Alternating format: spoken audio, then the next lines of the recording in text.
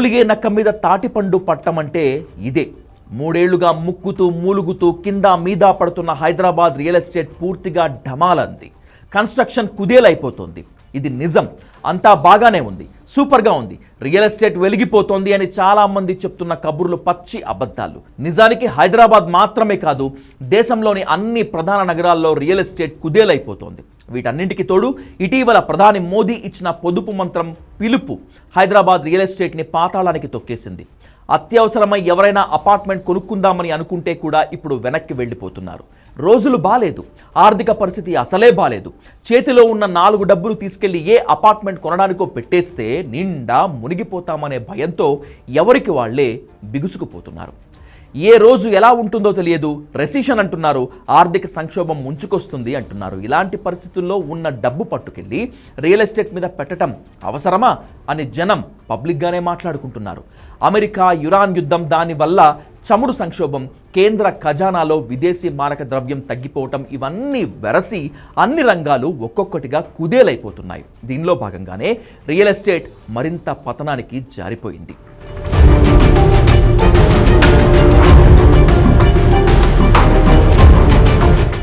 నిజానికి Hyderabad real estate కొత్తగా ఢమాలయ్యేది ఏమీ లేదు. 3 ఏళ్లుగా సిటీలో రియల్ ఎస్టేట్ పూర్తిగా పడుకుంది.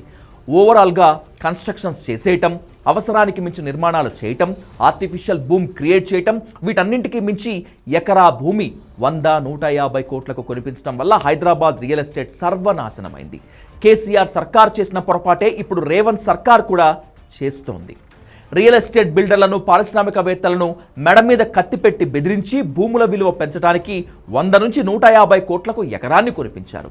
అంత డబ్బు పెట్టి భూమి కొని సాధారణ రేటుకు అపార్ట్మెంట్లు అమ్మగలరా? బిల్డర్లు ఎస్ఎఫ్టీ రేటు 10-15 వేల రూపాయలు దాటించేశారు. ఆ దెబ్బకి మిడిల్ క్లాస్ బయ్యర్ పారిపోయాడు. దాని ఫలితమే హైదరాబాద్ రియల్ ఎస్టేట్ పతనం. Phoenix, my home, Raj Pushpa, Aparna, vertex, Meenakshi, Vamsiram builders, ఇలా ఒక్కరేమిటి అందరూ పైకి డాంబికంగా కనపడుతున్నా లోలోన ఆర్థికంగా సతమతమైపోతున్నారు.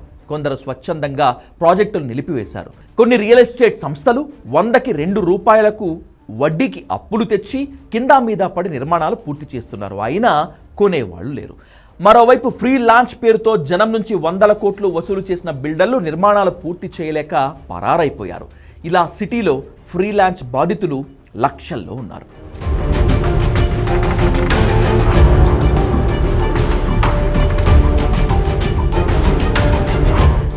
పెద్ద పెద్ద రియల్ ఎస్టేట్ సంస్థలన్నీ ఎస్ఎఫ్టీ 10,000-15,000 రూపాయలకు అమ్ముతున్నాయి. అంటే 2,000 ఎస్ఎఫ్టీ అపార్ట్మెంట్ కొనాలంటే ఒక మధ్యతరగతి వాడు 2.5 కోట్ల రూపాయలు పెట్టాలి. పైగా దానికి బ్యాంకు వడ్డీలు, లోన్లు అదనం.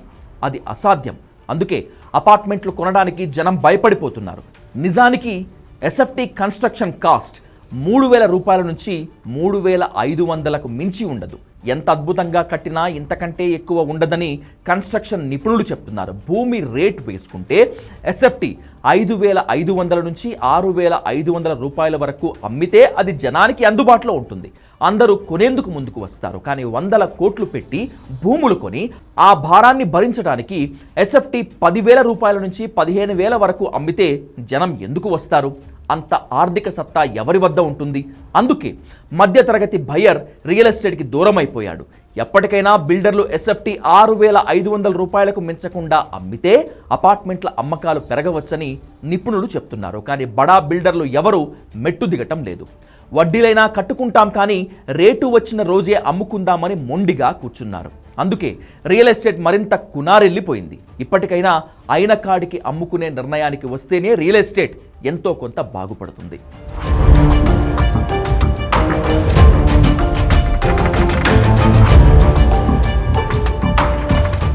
ఇక భూముల పరిస్థితి అత్యంత దారుణంగా ఉంది. 111 పరిధిలోని భూముల్లో ఎకరా ఒకానొక సమయంలో 5-6 కోట్ల రూపాయల వరకు వెళ్ళింది. ఇప్పుడు ఎకరం 3 కోట్ల వరకు కూడా వెళ్ళటమే లేదు. ఈ మధ్యకాలంలో రైతులు కొందరు అత్యవసరమై ఎకరం 2 కోట్ల రూపాయలకు అమ్ముకున్నారు. ఒకప్పుడు 50 లక్షల రూపాయలు కూడా ఎక్కడా ఉండేది కాదు. దీన్ని బీఆర్ఎస్ టైంలో ఆర్టిఫిషియల్ బూమ్ సృష్టించి ఎకరం 5 కోట్ల రూపాయలు దాటించేశారు. ఇదే సమయంలో ముఖ్యమంత్రి రేవంత్ రెడ్డి ఫోర్త్ సిటీ ప్రతిపాదన చేయటం, ఆ ప్రాంతంలో అభివృద్ధి పనులు ఊపందుకోవటంతో 111 పరిధిలో భూముల రేట్లు దారుణంగా పడిపోయాయి. ముఖ్యమంత్రి ఒత్తిడితోనైతేనేమి, భవిష్యత్తును దృష్టిలో పెట్టుకునైతేనేమి పారిశ్రామికవేత్తలు, కార్పొరేట్ సంస్థలు ఫ్యూచర్ సిటీలో భూములు కొనటం మొదలుపెట్టారు. ప్రభుత్వ సంస్థలు కూడా అక్కడే స్థలాలు ఇస్తుండడంతో ఇప్పుడు అందరి చూపు ఫ్యూచర్ సిటీ పైన పడింది. దీంతో 111 మార్కెట్ పడిపోయింది. ఇప్పుడు అక్కడ ఎకరం 3 కోట్ల లోపే దొరుకుతోంది. అయితే 111 భూముల్లో నిర్మాణాలకు ఆస్కారం లేనందున అక్కడ భూములు కొన్నా ఉపయోగం లేదనే ఉద్దేశంతో క్రమంగా ఫోర్త్ సిటీ వైపు చూస్తున్నారు. 2029 ఎన్నికల్లోపు ఫోర్త్ సిటీని నివాసయోగ్యంగా మార్చాలని రేవంత్ రెడ్డి ఆలోచన. దీంతో జనం 111 వైపు చూడటమే లేదు. ఆ రకంగా రియల్ ఎస్టేట్ దెబ్బతిన్నది.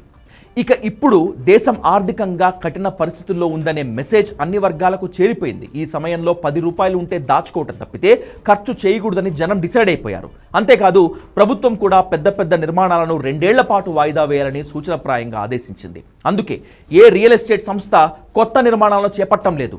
ఉన్నవి అమ్ముకుంటే చాలనేటువంటి ఆలోచనలో ఉన్నారు బిల్డర్లు. అయితే అత్యాశకు పోకుండా ఎస్ఎఫ్టీ 7,000 రూపాయలలోపు అమ్ముకుంటే బిల్డర్లు సేఫ్గా బయటపడతారని, లేదంటే మరింత ఆర్థిక సంక్షోభంలో కూరుకుపోతారని వార్నింగ్ ఇస్తున్నారు నిపుణులు.